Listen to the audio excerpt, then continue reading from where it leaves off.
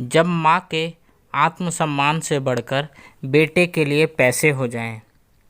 माँ, एक बात कहता हूँ, बुरा मत मानना, पर अब पापा पर हमें और पैसा नहीं लगाना चाहिए। माँ, समझने की कोशिश कीजिए। अगर और पैसा लगाया तो सब बेकार हो जाएगा। डॉक्टरों ने भी कह दिया है कि उनके ठीक होने की संभावना ज़्यादा नहीं है। आप मुझसे उम्र में बड़ी हैं। इमोशनली नहीं, प्रैक्टिकली सोचिए। आप लोगों के लिए जितना करना था हमने किया ना। अब हमारा भी परिवार होने वाला है।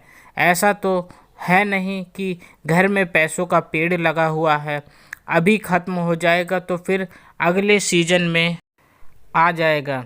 रवीश अपनी माँ शकुंतला जी से कहता है।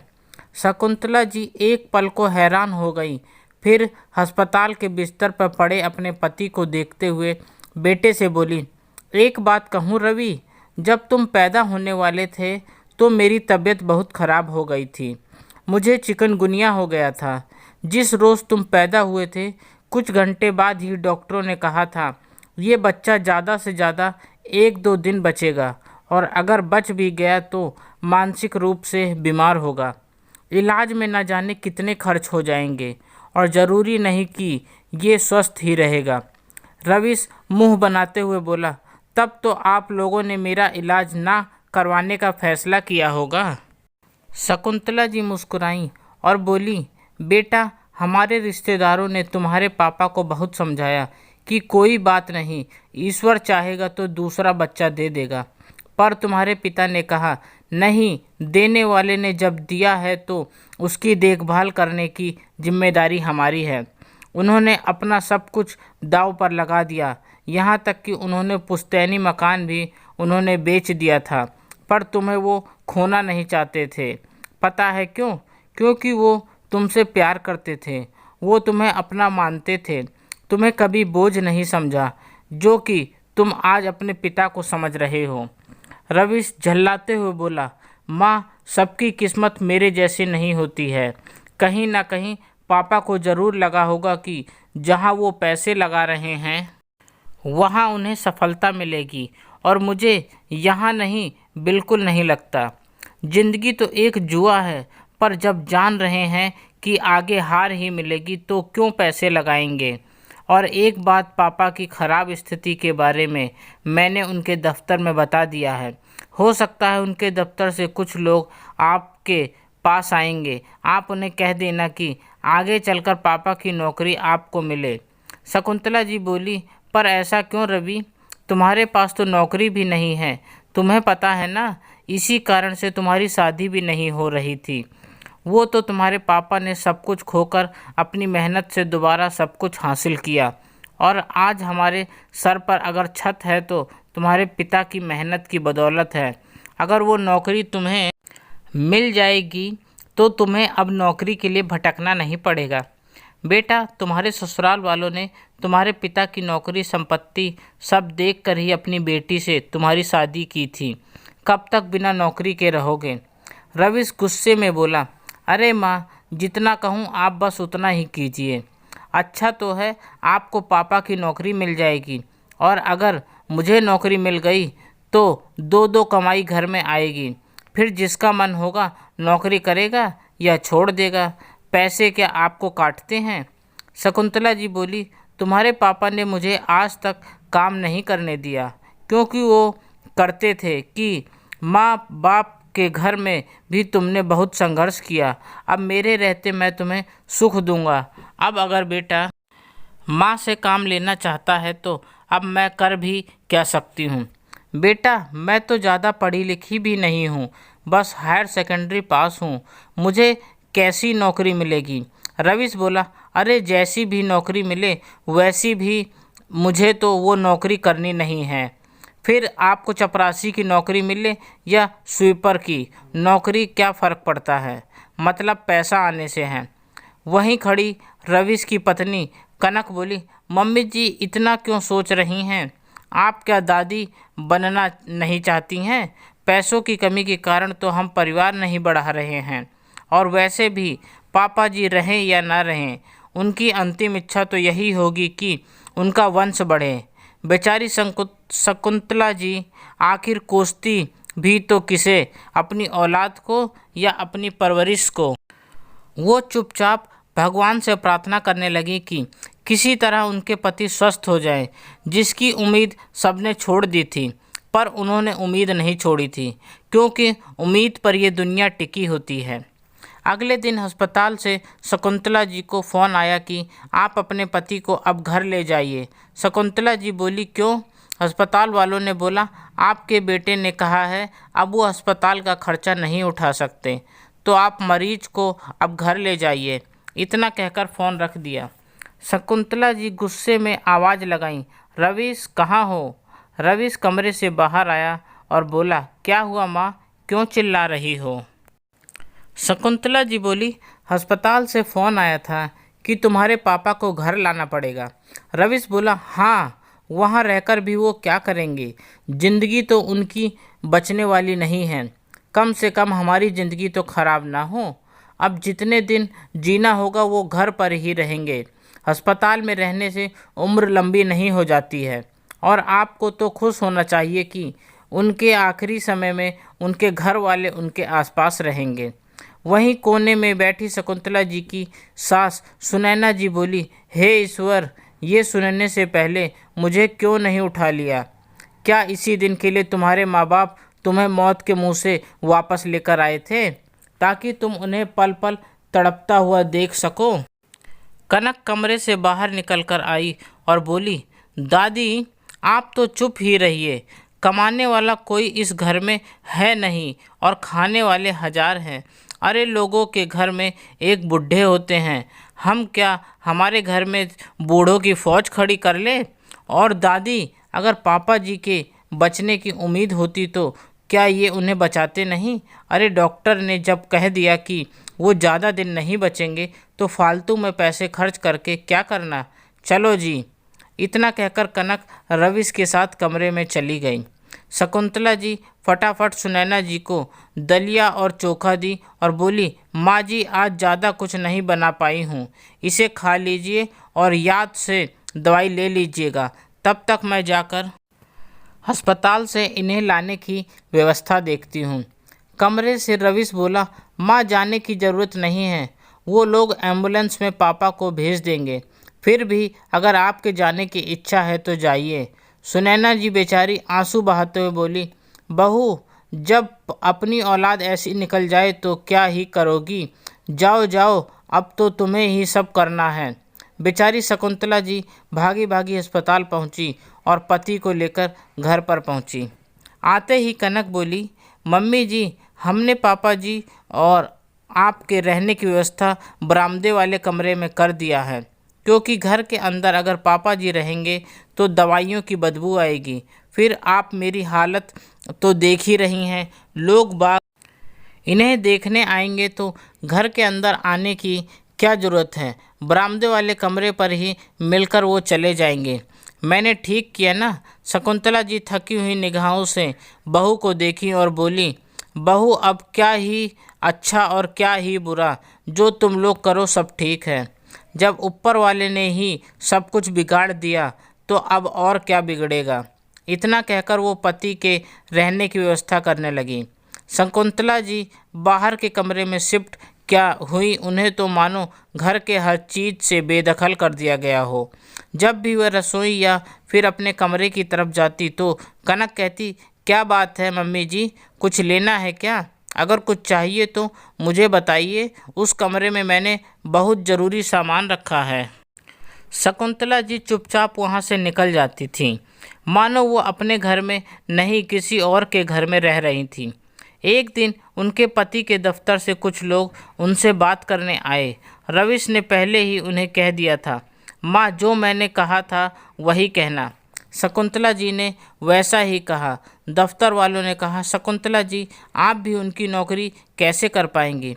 बेहतर होगा आप रिटायरमेंट के पैसे ले लीजिए, आपको कुछ करना नहीं पड़ेगा, हम सारी व्यवस्था कर देंगे। ये हम आपके भले के लिए कह रहे हैं। रवीश दूर से माँ को इशारा कर रहा था। आखिरकार दफ्तर वालों ने पति के अच्छे व्यवहार के कारण उनको दफ्तर में नहीं छोटी मोटी नौकरी दे दी। हफ्ता भर भी नहीं बीता होगा कि शकुंतला जी के पति की मृत्यु हो गई। बेचारी शकुंतला जी मानो दुखों का पहाड़ टूट पड़ा हो। 15 दिन नहीं हुए कि रवीश बोला, माँ कब तक चुप रहोगी? अब दफ्तर जाकर अपना काम समझ लो तो घर में 4 पैसे आएंगे।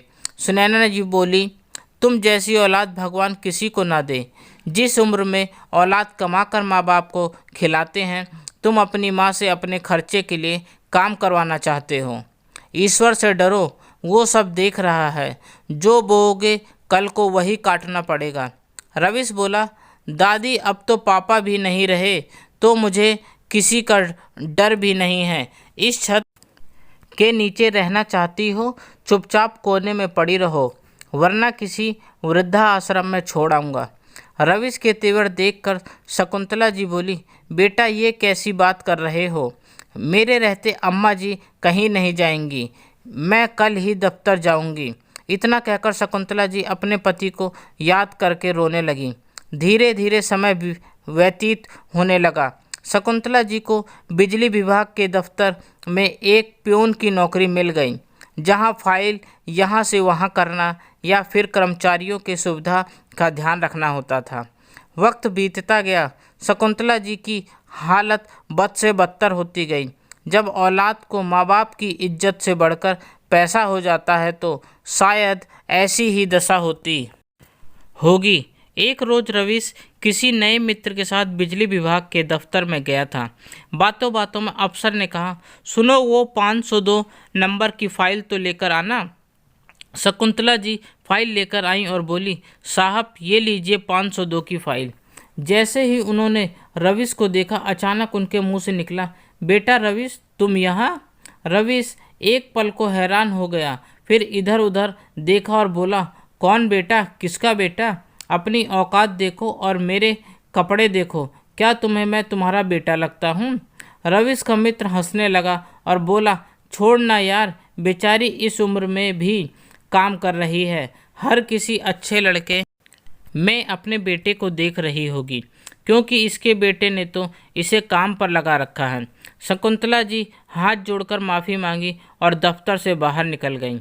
उसी दफ्तर में कुछ लोग थे जो रवीश और शकुंतला जी को जानते थे। उन्होंने शकुंतला जी से कहा, वक्त की मार तो फिर भी इंसान झेल लेता है, पर जब औलाद को माँ के सम्मान से बढ़कर पैसा हो जाता है तो वो मार झेलना बहुत दुखदाई होता है। ईश्वर आपको सहने की शक्ति दे। रवि अपने मित्र का काम करवाकर वहाँ से निकल गया। शाम में जब थकी हारी शकुंतला जी घर आई तो रवीश राशन पानी लेकर उन पर ही चढ़ गया और बोला, आप बता नहीं सकती थी कि आप उस दफ्तर में काम करती हैं, आखिर मेरे दोस्तों के सामने मेरी क्या इज्जत रह जाएगी? शकुंतला जी बोली, बेटा इज्जत तो इंसान अपने कर्मों से और व्यवहार से पाता है। तुमने ऐसा कोई काम ही नहीं किया कि तुम्हारा नाम और इज्जत हो। हाँ, आज तक तुम्हारे पिता के नाम पर लोग तुम्हें पूछते थे और फिर अब मेरी कमाई पर तुम सब जी रहे हो, तब तो इज्जत मेरी होनी चाहिए। पर तुम तो मेरी भी इज्जत तो छोड़ो, अपनी बूढ़ी दादी की भी इज्जत नहीं करते। वहाँ जो तुमने मेरा अपमान किया, क्या वो तुम्हारी माँ के आत्मसम्मान से बढ़कर था? कनक बोली, हे भगवान, मम्मी जी किस इज्जत की बात कर रही हैं? औकात 2 पैसे की नहीं है और इज्जत की बात कर रही हैं। अरे बेटे की इज्जत से बढ़कर आपके लिए क्या होना चाहिए? यहाँ तो आप अपने लिए लड़ रही हैं, हद होती है। सुनैना जी बोली, छोटी बहू गलत बात में अगर पति का साथ दोगी तो कल को तुम्हारे बच्चे भी तुम्हारे साथ वैसा ही व्यवहार करेंगे, क्योंकि जो बोता है वही तो लोग काटते हैं। किया हुआ कभी व्यर्थ नहीं जाता, बहू लौट कर जरूर आता है, ये याद रखना। रवीश बोला, मुझे लगता है आप लोगों का दिमाग काम करना बंद कर दिया है। आज के आज अगर मैं इस घर को छोड़कर चला जाऊं तो आप लोगों को कोई पूछने वाला भी नहीं रहेगा। पापा को तो मुख्य अग्नि मैंने दे दिया, अगर मैं चला गया तो सोचो आप लोगों को तो मुख्य अग्नि और शमशान कौन ले जाएगा? इतना कहकर दोनों पति पत्नी हंसने लगे। पोते की बात सुनकर सुनैना जी की आंखों से झरझर आंसू बहने लगा। उस रोज ना जाने शकुंतला जी मैं इतना साहस कहाँ से आया। उन्होंने सुनैना जी के आंसू पोंछे और बोली, नहीं माँ जी, आप नहीं रोएंगी, अभी आपकी बहू जिंदा है। और तुमने क्या कहा रवि, तुम नहीं रहोगे तो हमें कोई पूछने वाला नहीं रहेगा। ऐसा करो, तुम दोनों अपना सामान समेटो और इस घर से जाओ, हम एक दूसरे को संभाल लेंगे। कनक बोली, मम्मी जी होश में तो हैं, आप क्या कह रही हैं। शकुंतला जी बोली, अब कुछ कहने की नहीं बल्कि करने की बारी आई है। शकुंतला जी ने तुरंत फ़ोन उठाया और अपने अफसर को फ़ोन लगाया और बोली, सर, मैं स्वर्गीय किशोर सिन्हा की पत्नी शकुंतला सिन्हा बोल रही हूँ। मैं कल से नौकरी पर नहीं आ पाऊँगी, कृपया करें और मुझे वॉलंटरी रिटायरमेंट दे दें। अब मैं अपनी सास की सेवा के लिए घर में रहना चाहती हूँ। रवि उधर से शकुंतला जी को इशारा कर रहा था चुप रहने की। शकुंतला जी ने एक ना सुनी और दूसरा कॉल उन्होंने पुलिस स्टेशन लगाया और बोली, इंस्पेक्टर साहब, मेरे बेटे बहू मुझ पर यात्राएं कर रहे हैं और मेरे द्वारा कमाए गए पैसों पर अपना हक जमा रहे हैं।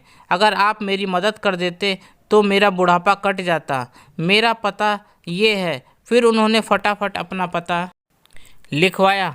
रवीश बोला, माँ, ये आपने अच्छा नहीं किया। आपको पता है ना, आपकी बहू माँ बनने वाली है। क्या आप अपने पोते का मुंह नहीं देखना चाहती हैं। शकुंतला जी बोली, बेटे बहू दोनों का मुंह देखकर मन भर गया है। ऐसा करो, अपनी औलाद को अपने दम पर पैदा करो और हो सके तो उसे कुछ अच्छा सिखाना, ताकि वे तुम्हारे साथ वैसा व्यवहार ना करें जैसा तुमने हमारे साथ किया है। तुम्हारे वजह से मेरे पति, जो शायद कुछ दिन मेरे साथ और रह सकते थे, उनके प्राण चले गए। मैं तुम्हें कभी माफ़ नहीं करूँगी। निकल जाओ मेरे घर से अभी के अभी। रवीश ने बहुत हंगामा किया। आस पड़ोस के लोग रात में ही जमा हो गए। जब सभी को सच्चाई पता चली तो सब रवीश को ताने देने लगे। फिर थोड़ी देर में पुलिस भी आ गई। रवीश और कनक शकुंतला जी के पैर पड़ने लगे कि इतनी रात गए हम कहाँ जाएंगे, हमें माफ़ कर दीजिए। शकुंतला जी बोली, दरोगा बाबू, आपके जाते ही फिर ये हम पर दबाव बनाएंगे। ऐसा कीजिए, मैं इन्हें रात भर का समय देती हूँ। आप यहाँ किसी हवलदार को छोड़ जाइए और उनसे कहिए सुबह होते होते हमारा घर खाली करें, क्योंकि अब बेटे का मुँह नहीं, माँ का आत्मसम्मान जीतेगा। इतना कहकर शकुंतला जी अपनी सास को लेकर अपने पुराने कमरे में चली गईं। सुबह होते ही रवि और कनक को हवलदार ने बाहर का रास्ता दिखाया। दोनों रोनी सूरत बनाकर सुनैना जी के पास गए। सुनैना जी बोली, मुझे तो छूना भी मत, पाप लगेगा। याद रखो, बहू मैं मर जाऊं तो मुझे मुख्य अग्नि तुम देना, पर इससे तो बिल्कुल मत दिलवाना, वरना मुझे मरने के बाद भी मोक्ष नहीं मिलेगा। अरे लोग पोता पोती करते हैं, मैं तो कहती हूँ ऐसे पोते से भरी एक पोती होती तो कम से कम मेरे बेटे बहू की ये स्थिति ना होती। आखिरकार शकुंतला जी के आत्मसम्मान की जीत हुई। उन्होंने वॉलंटरी रिटायरमेंट लिया, सारे पैसों को बैंक में जमा की। जब भी इंटरेस्ट आता था उससे वो अपनी और अपनी सास की देखभाल करती थी। उन्होंने अपनी सारी संपत्ति उन वृद्ध लोगों के नाम कर दी जिनके बेटे बहू ने कभी उनके साथ खराब व्यवहार किया हो। दोस्तों, औरत की चाहे जो भी उम्र हो, अगर वो अपने आत्मसम्मान को बचाने पर आ जाए तो कठोर से कठोर कदम उठा सकती है। उसे कभी अबला समझने की भूल ना करें, क्योंकि माँ कभी अबला नहीं होती है। वो तो शक्ति का रूप होती है, जो ठान ले तो प्रलय ला सकती है। आपको ये कहानी कैसी लगी, अपने अनुभव और विचार कमेंट द्वारा मेरे साथ साझा करें। कहानी को सीख समझकर पढ़ें और सुनें। ज़्यादा से ज़्यादा शेयर करें ताकि लोगों की मानसिकता बदले, और मुझे सब्सक्राइब भी करें। आपका अपना दोस्त, धन्यवाद।